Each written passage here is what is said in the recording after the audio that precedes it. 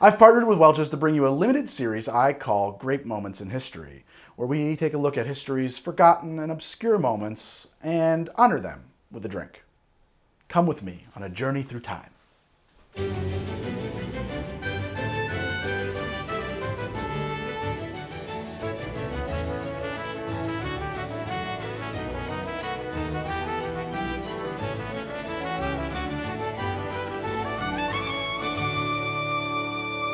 In 1976, a terrible drought struck Southern California and left swimming pools dry. This paved the way for the Z-Boys to break into the backyards of homes with said dry swimming pools and skate them, effectively inventing vert skateboarding. And the rest is history, as they say. Of course, the names of Ty Page, Bobby Piercy, Kevin Reed, and Bruce Logan are writ into the firmament and history of skateboarding forever. The name that is forgotten in this retelling is that of Henry Chester Gundersen, Chaz, as his friends would know him. Wasn't much for skateboarding, but he did have a sick van, and he was desperate to get it airbrushed with a painting of a wizard standing at the precipice of a cliff that overlooked the sea, commanding the waves. And he knew that skateboarding in a drought was thirsty work.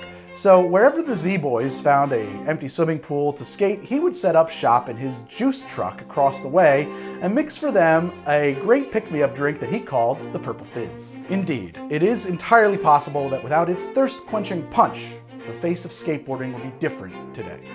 So today we make the Purple Fizz. We're gonna need a shaker for this drink. So I'm gonna start with a 1/4 ounce of my Demerara syrup.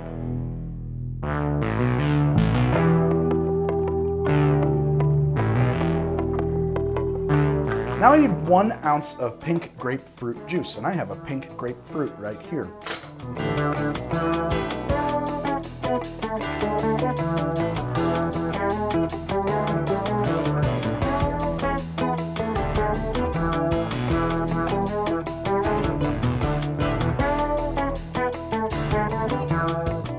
Now I want to add 2 ounces of tequila. I'm actually going to use an añejo here.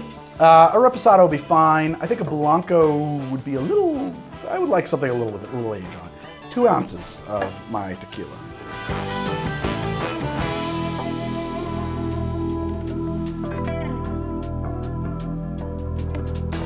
And now I want to add 2 ounces of Welch's 100% grape juice. And really, this is the secret behind the Purple Fizz. It's a totally natural source of energy that helps support a healthy heart and healthy circulation. It's just good stuff.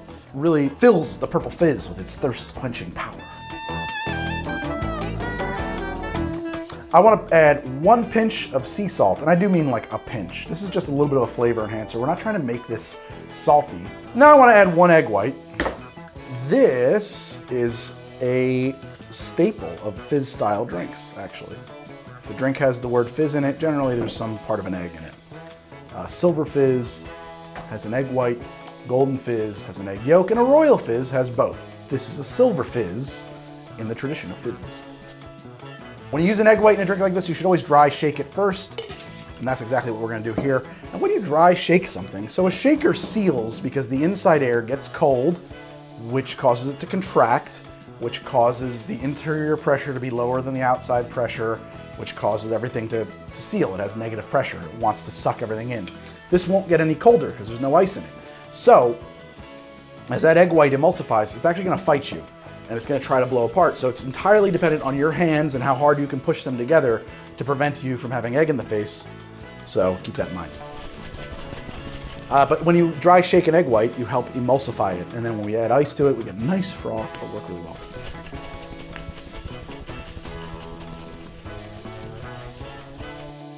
As I always do, I put 1 cube in whole.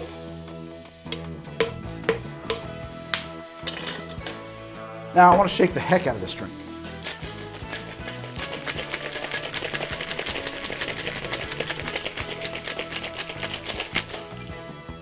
Just pour this into a Collins glass without ice. There we go. And then top that up with seltzer. If you want measurements, it's about 3 ounces. Be careful though, because what happens is, when you do this kind of a drink, it's gonna foam pretty aggressively. Well, it should.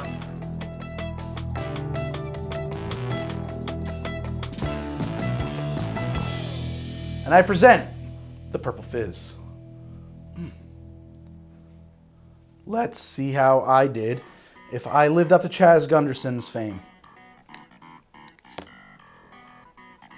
That is delicious. That is a creamy and light vehicle for tequila. I mean, it just tastes deliciously like a lovely tequila kind of milkshake, but there's no milk in it, it's dairy-free, so it has that kind of, tequila has like a late arriving tasting note that I always think of as kind of slightly minty, but it's not mint. I don't know what it is exactly that makes that taste happen. It has a beautiful gradation in color. Unfortunately, Chaz Gundersen used to serve these out of plastic tumblers that were orange on the side. He would never have seen that.